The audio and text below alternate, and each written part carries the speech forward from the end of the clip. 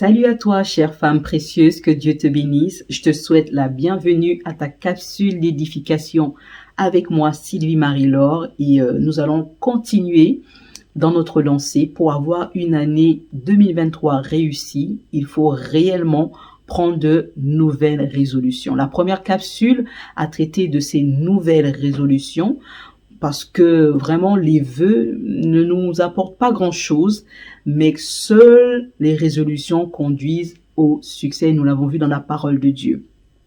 Alors, avant de commencer, vraiment, j'avais à cœur de parler un petit peu de moi parce que certainement, tu me vois, certainement, tu suis les capsules d'édification avec Sylvie Marie-Laure. Mais qui est Sylvie Marie-Laure?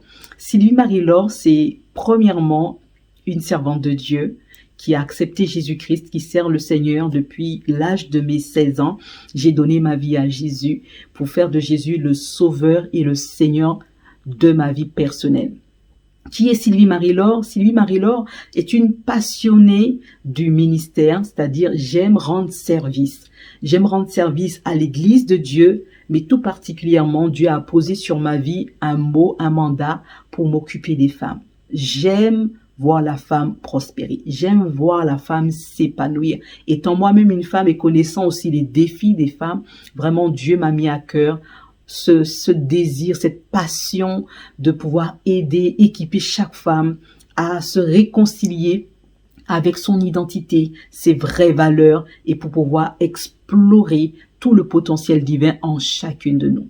Oui, parce que, vous savez, en général, la femme manque de confiance en elle, la femme doute de son potentiel, doute de ses capacités, et de surplus, le diable est en guerre avec les femmes depuis le commencement. Souvenez-vous ce que le Seigneur a dit dans le Jardin d'Éden, qu'il y aura inimitié entre la femme et le serpent, entre la postérité du serpent et la postérité de la femme. Donc il y a une guerre déclarée depuis le commencement contre les femmes. Et nous avons vu tout au long de l'histoire de l'humanité la position de la femme qui n'a pas été une position glorieuse. Mais béni soit le Seigneur Jésus-Christ qui est venu et qui a donné sa vie afin de nous racheter de cette malédiction. Cependant, bien que Jésus ait donné sa vie pour nous à la croix, il nous revient vraiment de nous associer à cette œuvre de la croix.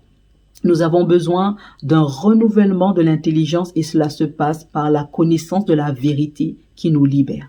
Le Saint-Esprit est à l'œuvre et cherche des femmes restaurées pour pouvoir accomplir l'œuvre de Dieu.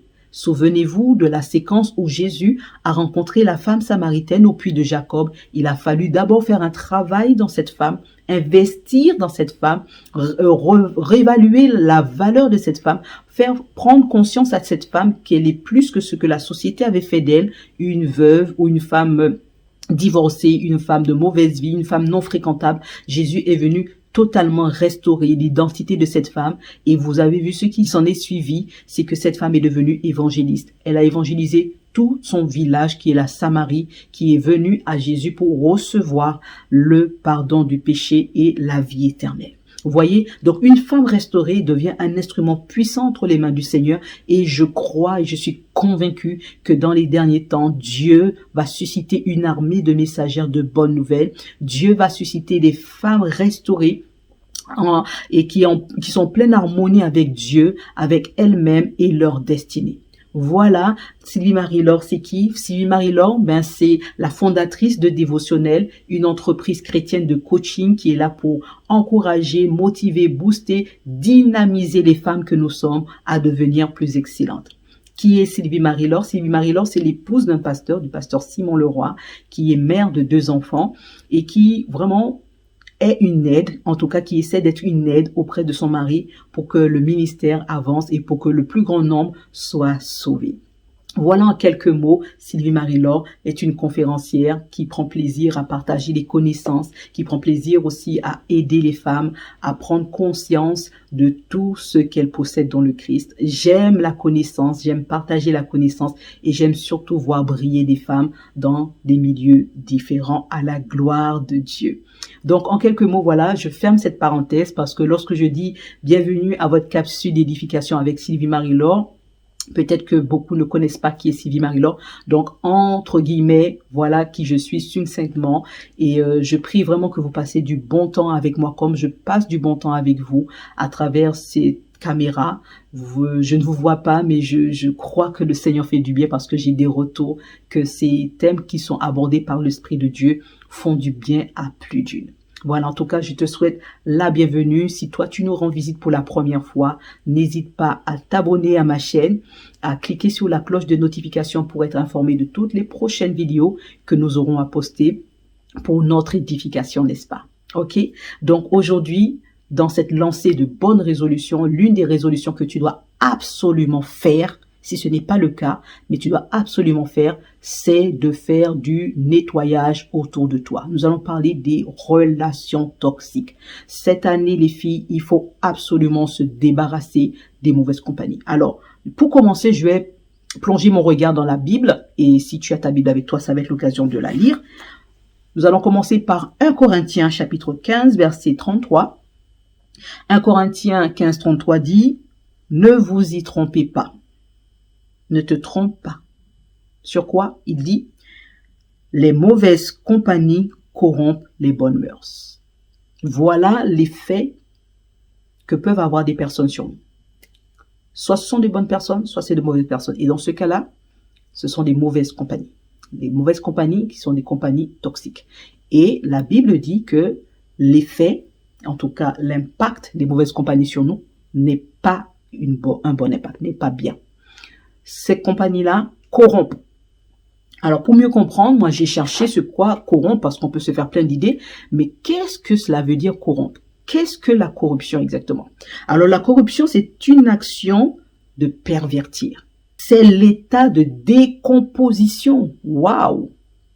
Donc, lorsqu'on est en compagnie de mauvaises personnes, nous rentrons dans un état de décomposition. C'est-à-dire, ce que nous avions qui devait être viable se décompose.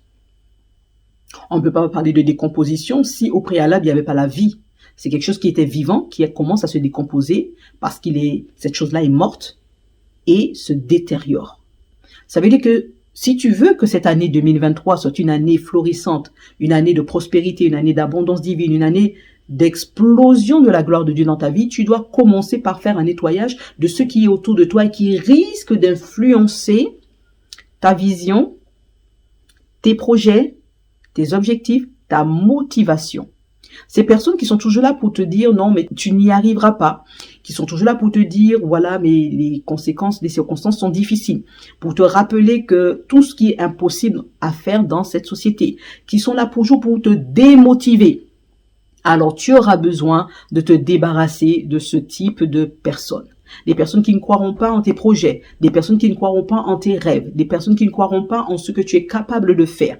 Alors, tu as besoin de te débarrasser parce que si tu les gardes dans ta vie, ce ne sont pas juste des connaissances dans ton environnement, mais ce sont des agents de corruption, ce sont des agents de destruction par lesquels le diable va passer pour voler, égorger et tuer tout le potentiel divin en toi.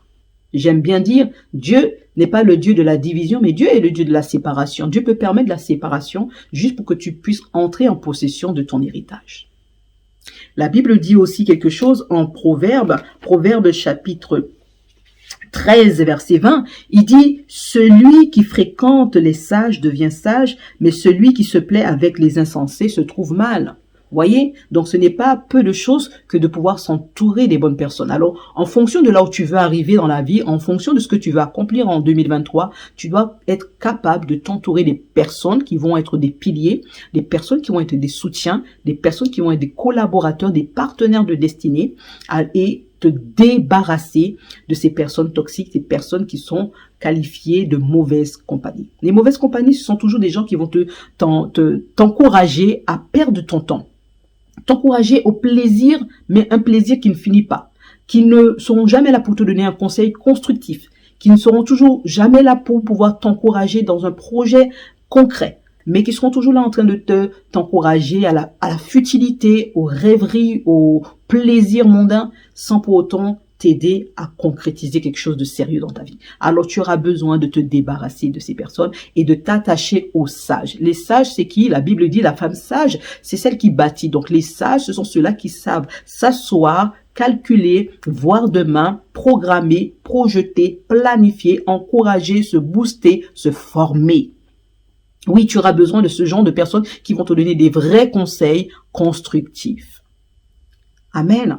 Donc voilà pour cette deuxième capsule du mois de janvier. Je veux te laisser avec cet exercice à faire. Si tu veux réellement que l'année 2023 soit une année différente, tu auras besoin de faire le nettoyage autour de toi. Amen. Donc, prends ce courage à deux mains. Prie que Dieu te donne la force, mais aussi sache mettre un point final à certaines relations qui ne t'emmènent nulle part. Voilà mon encouragement de ce jour pour toi.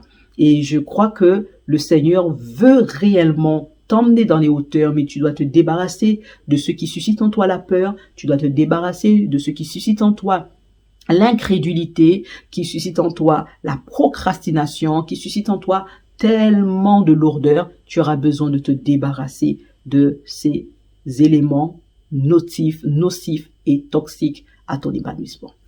Que Dieu te bénisse. N'oublie pas, laisse-moi tes commentaires. Si tu as été béni, si tu as reçu quelque chose, dis-le-moi. Si tu as d'autres sujets que tu aimerais que je développe pour pouvoir t'aider, si tu as des questions que tu te poses, n'hésite pas à me laisser tout ça dans les commentaires. Je me ferai un plaisir de répondre à tes demandes. En tout cas, porte-toi bien. D'ici là, porte-toi bien. Que Dieu te bénisse et on se dit à lundi prochain. Que Dieu te bénisse et te garde. Allez, à lundi.